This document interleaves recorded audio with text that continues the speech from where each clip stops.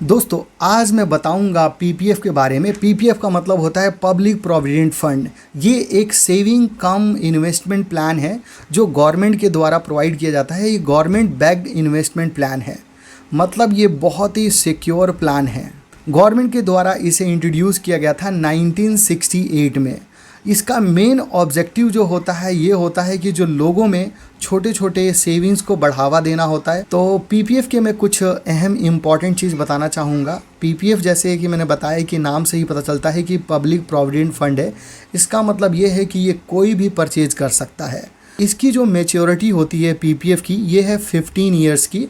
15 years complete होने के बाद उसके बाद भी अगर आप चाहें इसे एक्सटेंड करना तो मैक्सिमम आप 5 ईयर्स के लिए और एक्सटेंड कर सकते हैं। गवर्नमेंट बैक्ड प्लान होता है, मतलब ये गवर्नमेंट की स्कीम है तो गवर्नमेंट की इसमें फुल गारंटी होती है। आपके जो पैसे हैं, ऐसा नहीं है कि मार्केट के फ्लक्चुएशन के अकॉर्डिंग आपका जो रिटर्न्स है ऊपर नीचे होगा, ऐसा बिल्कुल नहीं है। जितना मेंशन किया जाता है, मतलब हर क्वार्टरली इसका इंटरेस्ट रेट अनाउंस किया जाता है तो उसके अकॉर्डिंग ही आपको बेनिफिट मिलेगा। तो ये बिल्कुल फिक्स होता है, इसमें कोई उतार चढ़ाव नहीं होता है। जो इन्वेस्टमेंट अमाउंट है वो बहुत ही फ्लेक्सिबल है। इसमें आप 500 रुपये से स्टार्ट कर सकते हैं इन्वेस्टमेंट, और मैक्सिमम इसमें 1.5 लाख तक का इन्वेस्टमेंट कर सकते हैं। आप 12 इंस्टॉलमेंट बना सकते हैं, मतलब मंथली कर सकते हैं, या फिर मतलब लमसम कर सकते हैं साल में एक बार। इसका जो इंटरेस्ट रेट है वो मिनिस्ट्री ऑफ फाइनेंस के द्वारा क्वार्टरली अनाउंस किया जाता है।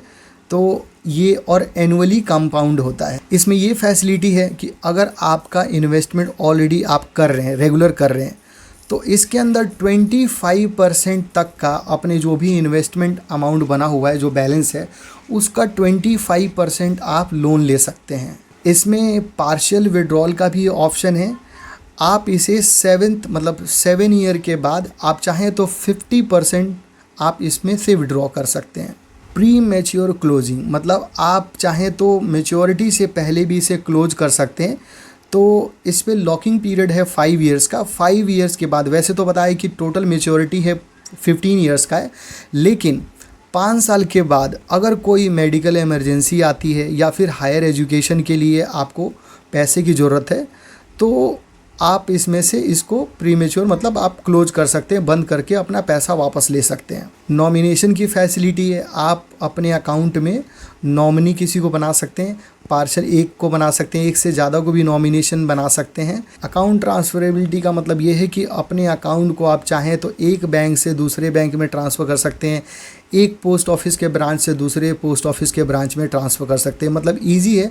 अगर आप एक जगह से कहीं और जाते हैं, किसी और सिटी में जाते हैं, किसी और स्टेट में जाते हैं, तो आप अपने अकाउंट को ट्रांसफ़र कर सकते हैं। ये बहुत ईजी है। अब इसके बेनिफिट के बारे में बात करेंगे। इसका सबसे बड़ा बेनिफिट है वो है टैक्स बेनिफिट।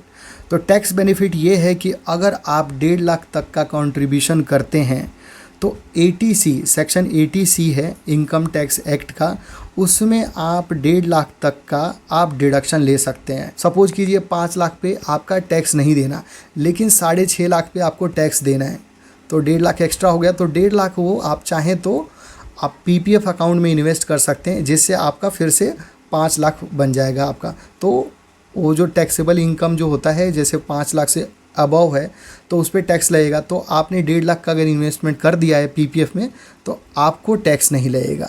जो इस पे इंटरेस्ट मिलता है उस पर भी टैक्स नहीं है।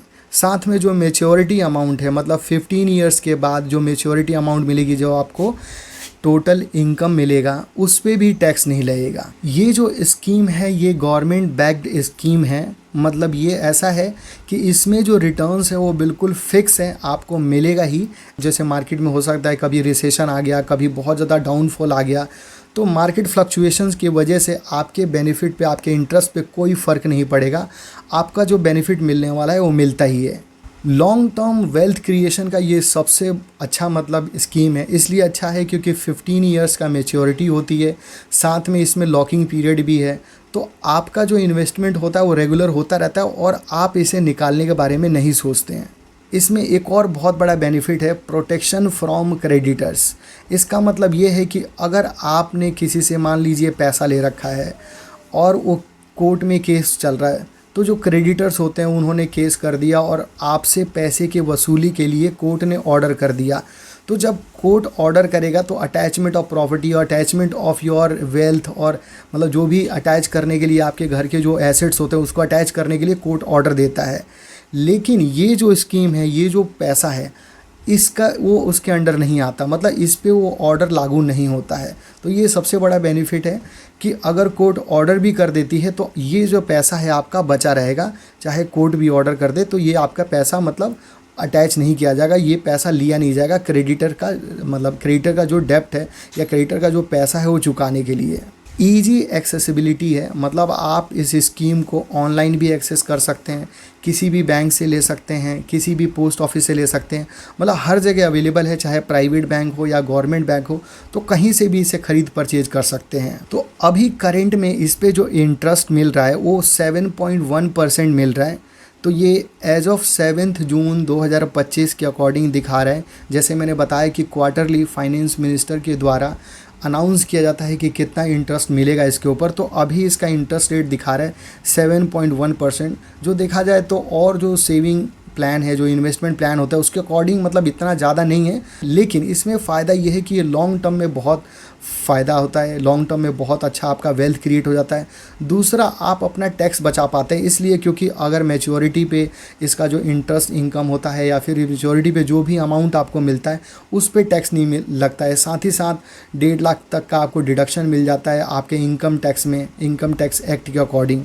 तो ये बहुत ही अच्छा है और बहुत ही फ़ायदेमंद है। तो यही सारे बेनिफिट था इसके।